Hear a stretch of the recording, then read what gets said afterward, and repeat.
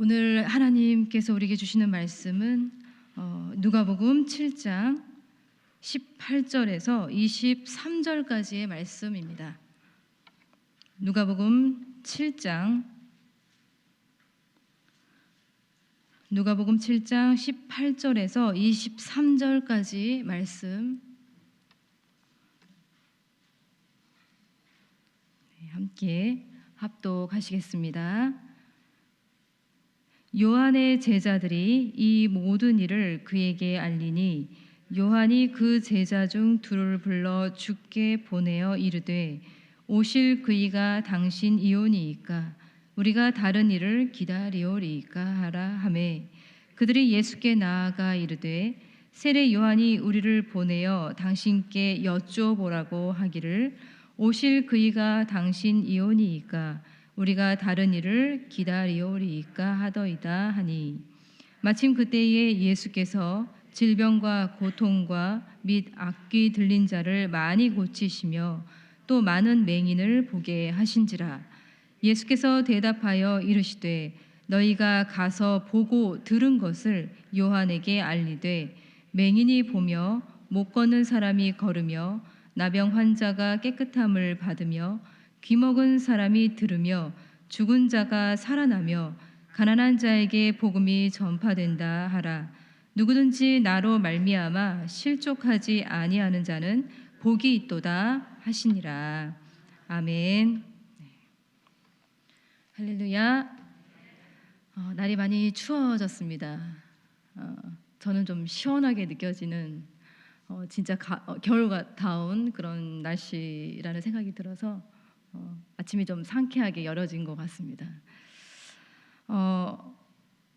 오은영 박사님이 나오시는 금쪽 같은 내 새끼라는 프로가 있습니다.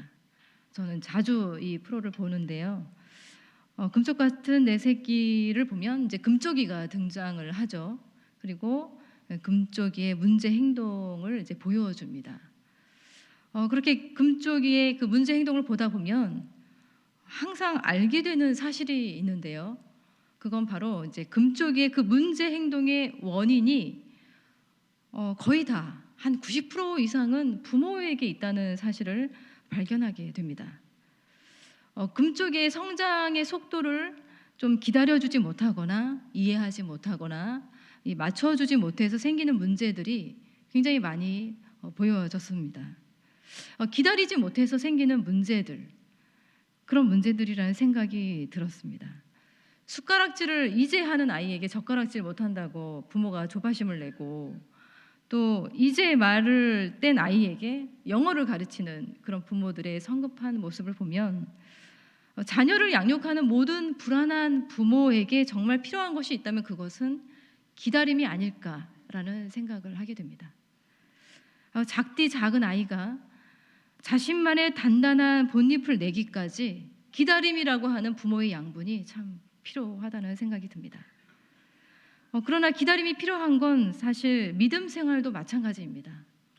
믿는 자들에게 기다림이 필요한 이유를 야고보서 5장 8절은 분명히 말해주고 있습니다. 너희도 길이 참고 마음을 굳건하게 하라. 주의 강림이 가까우시니라. 주님의 강림이 가까우시기 때문에 마음을 길이 참고 굳건하게 하라 권면을 하고 있습니다. 여러분, 우리는 지금 기다림의 절기를 보내고 있습니다. 2000년 전에 오셨던 주님, 이제 다시 오실 거라고 약속하신 그 주님, 오실 주님을 기다리는 대림절을 우리가 보내고 있습니다. 얼마 전 또 다니엘서 말씀으로 그 새벽 예배를 드렸는데요. 이 묵시적인 세계관의 묵직한 메시지를 담은 이 다니엘서 마지막 이 두 구절이 굉장히 의미심장하게 다가왔습니다. 12장 12절과 13절의 말씀을 제가 한번 읽어드릴게요. 기다려서 1335일까지 이르는 그 사람은 복이 있으리라. 너는 가서 마지막을 기다리라. 이는 내가 평안히 쉬다가 끝날에는 내 몫을 누릴 것임이라. 이렇게 말씀이 끝나고 있어요. 1335일, 그 상징적인 시간들이죠. 그 시간을 기다리라고 하고 있고요. 마지막까지 기다리라고 말하고 있습니다. 여러분, 하나님의 백성들이 마침내 복을 누리고 마침내 몫을 누리기 위해서 필요한 그것은 바로 기다림이에요. 그러나 여러분 어떤가요? 여러분 잘 기다리시나요? 기다림이 쉬우신가요? 기다림이 너무나도 쉽지 않습니다. 어렵습니다. 오늘 우리가 함께 읽은 이 본문에는 예수님을 향한 세례 요한의 질문이 있습니다. 오실 그이가 당신이오니이까 우리가 다른 이를 기다리오리이까. 물론 이 질문을 세례 요한이 예수님께 직접 한 것은 아니었습니다. 당시 세례 요한은 헤롯의 잘못을 꾸짖은 이후에 옥에 갇혀있는 상황이었어요. 옥에 갇혀있는 이 세례 요한에게 그의 제자들은 예수님이 행하시는 일들을 들려주었고, 그 이야기를 들은 이 세례 요한이 제자들을 통해서 이 질문을 예수님께 전해주게 된 것이었습니다. 오실 그이가 당신이 맞습니까? 아니면 우리가 다른 일을 기다려야 합니까? 그러니까 이 질문은 세례 요한의 질문이기도 하고 세례 요한의 제자들의 질문이기도 했습니다. 그러나 여러분, 좀 당혹스럽지 않으십니까? 다른 사람도 아니고 세례 요한이 이러한 질문을 한다고요? 세례 요한은 선지자 이사야의 선포대로 주의 길을 곧게 하라고 광야에서 외치는 자의 소리 아니었습니까? 그는 사람들에게 예수가 누구인지 증언했던 사람이었습니다. 그는 세례받으러 나오시는 예수님을 보고 이렇게 선언했습니다. 보라, 세상 죄를 지고 가는 하나님의 어린 양이로다. 자신은 물로 세례를 베풀지만 메시아로 오시는 그분은 불로, 성령으로 세례를 베푸시는 분이라고 그는 증언했습니다. 심지어 성령이 비둘기처럼 그의 위에 머무는 것을 보고 그가 하나님의 아들이심을 그는 증언했습니다. 그리고 자신을 따르던 많은 사람들이 예수께로 가는 것을 위심쩍게 보고한 제자들에게 그는 이렇게 권면했습니다. 나는 그리스도가 아니요 그의 앞에 보내심을 받은 자라고 한 것을 증언할 자는 너희니라. 신부를 취하는 자는 신랑이나 서서 신랑의 음성을 듣는 친구가 크게 기뻐하나니 나는 이러한 기쁨으로 충만하여노라. 그는 흥하여야 하겠고 나는 쇠하여야 하리라. 여러분, 그의 증언은 굉장히 놀라웠고 담대했고 확실했고 힘이 넘쳤고 분명했습니다. 여러분, 그는 메시아를 기다리며 준비하는 기다림의 사람, 그 기다림의 사람의 모델이었어요. 모든 그리스도인들에게 귀감이 될 만한 그런 모델이었습니다. 그래서 많은 설교자들은 기다림의 사람으로서 그를 많이 설교했습니다. 그런데 그가 옥에 갇히고 난 이후에 뭔가 심경에 변화가 생겼던 것일까요? 그의 제자들을 통해서 예수님께 이런 질문을 하고 있습니다. 오실 그이가 당신이 맞습니까? 다른 사람을 몰라도 거룩한 신념과 정체성, 분명한 확신과 사명으로 설명되었던 이 세례 요한이 이런 질문을 했다는 것 사실 자체가 사실 믿겨지지가 않습니다. 그의 질문에 회의가 느껴집니다. 그의 마음 깊은 곳에 뭔가 흔들림이 감지됩니다. 갑작스럽게 찾아온 것인지 아니면 오래전부터 품은 질문이었는지 확신이 의심으로 변하고 있고 선포가 질문으로 뒤바뀐 것 같아 보입니다. 그러나 동시에 연민도 사실 느껴집니다. 시편 119편 23절에 이런 말씀이 있습니다. 내 눈이 주의 구원과 주의 의로운 말씀을 사모하기에 피곤하니이다. 사실 이 말씀을 세 번역으로 읽어드리겠습니다. 더 의미가 다가올 것 같습니다. 내 눈이 주님의 구원을 기다리다가 피곤해지고 주님의 의로운 말씀을 기다리다가 지쳤습니다. 이런 말씀이에요. 여러분, 아무리 믿음이 좋아도 아무리 대단한 사람이어도 그럴 수 있습니다. 지칠 수 있고요, 피곤할 수 있습니다. 주님의 말씀을 기다리고 주님을 기다리는 일이어도 피곤해지기도 하고 지칠 수 있어요. 여러분, 기다린다는 것은 굉장히 어려운 일입니다. 기다림 그 자체가 고통입니다. 기다림을 실패하게 만드는 건 기다림 그 자체에 있습니다. 생각해 보면 아브라함도 모세도 그 부분에 있어서 실패한 일이 있었습니다.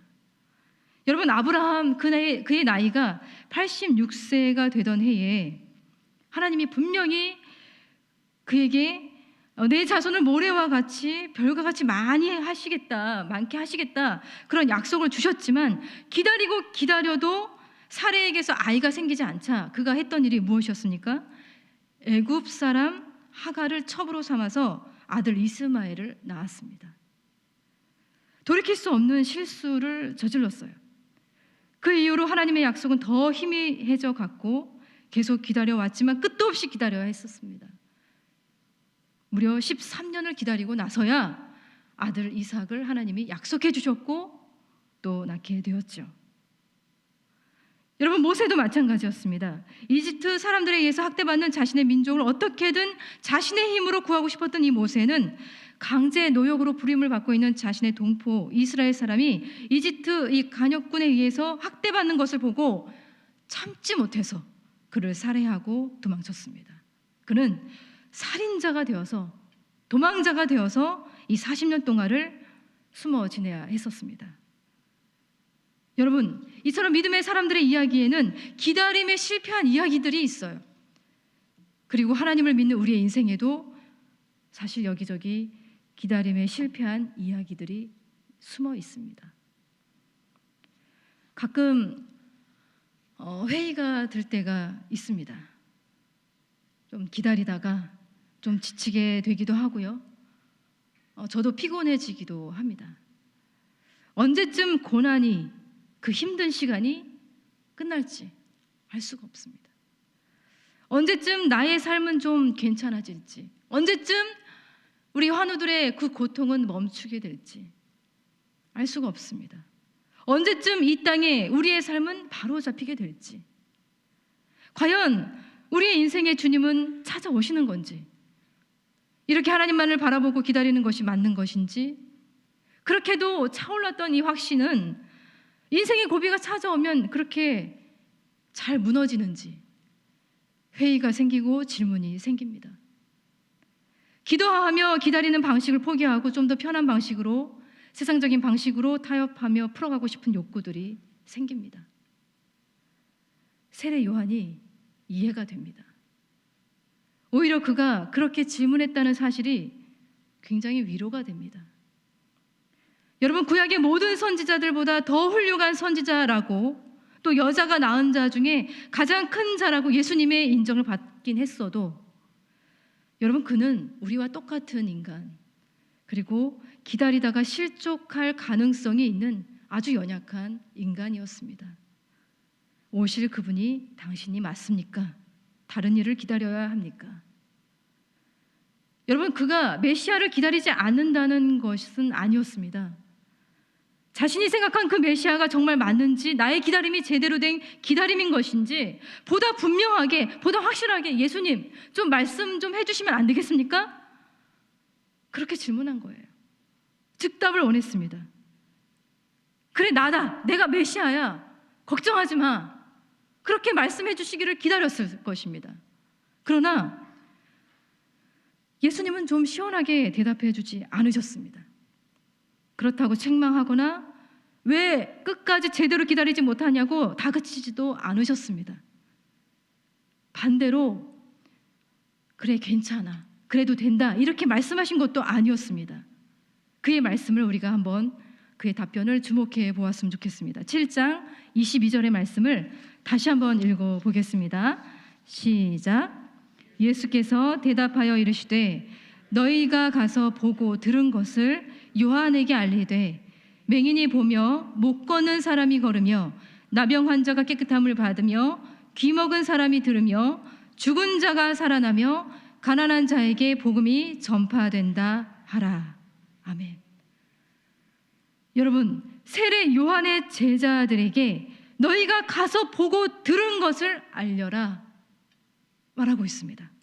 세례 요한의 제자들은 늘 예수님을 바라볼 때마다 예수님을 통해서 보게 되고 걷게 되고 듣게 되고 심지어는 죽은 자가 살아나는 그 일들을 목격했습니다. 예수님의 손만 스치면, 그분의 발만 닿으면, 그분의 말씀만 떨어지면 일어나는 이 회복과 치유의 일들을 그들은 목격했습니다. 방금 전까지만 해도, 사실 이 본문의 말씀 그 전만 해도 나인성에서 죽은 사람을, 과부의 아들을 살리신 예수님이셨습니다. 그 예수님을 향해서 나인성 사람들이 어떻게 외쳤는지 아십니까? 하나님께서 자기 백성을 돌보셨다, 임마누엘을 외쳤습니다. 그야말로 좋은 소식, 복음의 소식을 들었어요. 여러분, 구약의 선지자들이 메시아가 오셨을 때 그려낸 그 환상이 바로 예수에게서 지금 일어나고 있다는 것을 그들은 보고 들었습니다. 그걸 그냥 알려라, 세례 요한에게 그냥 전하라, 이렇게 말하고 있어요. 예수를 통해서 복음이 일어나고 있고 예수 그 자체가 복음이라는 것을 전하라고 말하고 있는 거예요. 그러나 여러분, 학자들이 이렇게 말합니다. 엄격한 회개의 선지자였던 세례 요한에게 이러한 예수님의 모습은 자신이 생각한 메시아의 모습이 아니었을 거라고 말하고 있어요. 놀랍지 않습니까? 세례 요한은 이런 메시아를 기다린 게 아니었습니다. 세례 요한은 메시아의 오심을 기다리면서 그가 가장 소리 높여 외친 주제가 바로 하나님의 심판이었어요. 그가 오래도록 기다리던 그 메시아는 임박한 하나님의 진노와 심판을 선포하고 그 심판을 보여주는 메시아였어요. 세상을 심판하고 꾸짖고 잘못된 것을 바로잡는 그런 메시아, 부조리한 현실을 새롭게 바꾸고 변혁하는 그런 메시아였어요. 그러니까 사랑과 용서와 환대와 은혜, 그 놀라운 은혜를 베푸시는 예수님의 모습은 자신이 생각한 메시아 상과는 너무나도 달랐던 거예요. 괴리감이 느껴졌던 거예요. 의심이 생겼던 겁니다. 오실 그분이 당신이 맞습니까? 정말 맞습니까?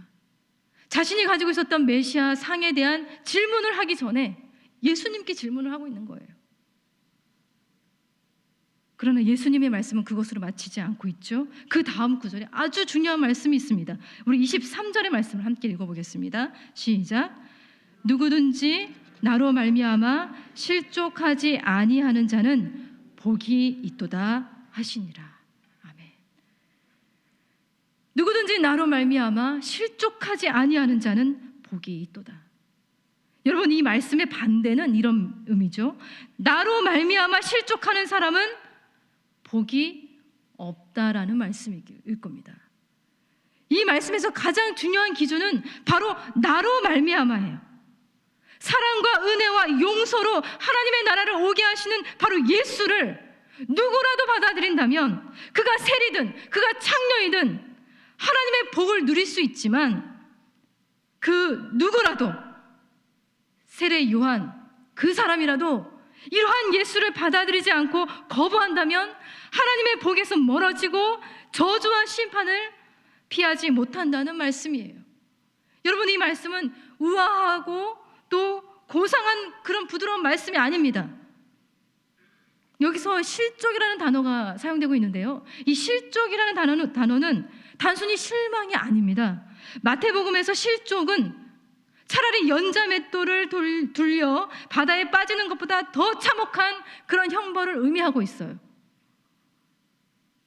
이러한 예수님을 받아들이고 받아들이지 않고는 먹고 사는 문제보다 더 중요한 문제라는 거예요. 죽고 사는 문제예요. 이 말씀은 무한한 포용의 말씀이기도 하면서 무시무시한 심판의 말씀이기도 합니다. 이 말씀은 세례 요한의 질문에 대한 답변이기도 하지만 사실은 질문이었어요. 너 이런 나를, 하나님의 아들인 나를 메시아인 나를, 이러한 나를 너는 받아들일 것인가 안 받아들일 것인가 정해라. 선택해라. 그 질문인 거예요. 여러분, 이 질문은 이 말씀을 듣는 모든 청중들을 향한 질문이기도 해요. 우리도 대답을 해야 합니다. 이 질문을 피해갈 수 있는 사람은 아무도 없습니다. 환대와 해방 그리고 은혜로 이 땅에 오신 그 메시아 예수를 매일 기다리며 매일 받아들일 것인가, 아니면 거부할 것인가, 기다리지 않을 것인가 선택해야 합니다. 기다림에 있어서 너무나도 태만하고 게을렀던 우리의 정신을 번쩍 들게 하는 그런 말씀이에요. 기다리다가 사실은 실족할 가능성은 우리에게도 존재합니다. 아차하는 순간 우리는 기다림을 실패하기도 합니다. 우리의 기다림이 올바른지 늘 말씀의 지도를 곁에 두고 믿음의 나침반을 제대로 맞추어 놓아야 합니다. 잘 기다려야 됩니다. 우리의 믿음의 등잔에 불을 밝힐 성령의 기름을 준비하면서 끝까지 기다려야 할 것입니다. 여러분, 문이 열리기를 기다리는 사람은 가만히 있지 않고 문을 두드려야 되겠죠. 열매가 맺혀지기를 기다리는 사람은 씨앗을 심을 것입니다. 여러분, 기다린다는 것은 가만히 있는 것이 아닙니다. 기다림도 행동이 필요해요. 기다림의 가장 큰 행동은 바로 기도입니다. 기도하며 기다리면서 우리 영적인 근육은 더 발달할 것입니다. 그리고 기도하며 기다리는 이 시간들을 통해서 우리는 하나님을 알아가고 하나님의 성품을 배워가게 될 것입니다. 그러나 여러분, 우리가 주님을 기다린다고요? 사실은 주님이 우리를 기다리십니다. 주님이 우리를 더 많이 기다리고 계십니다.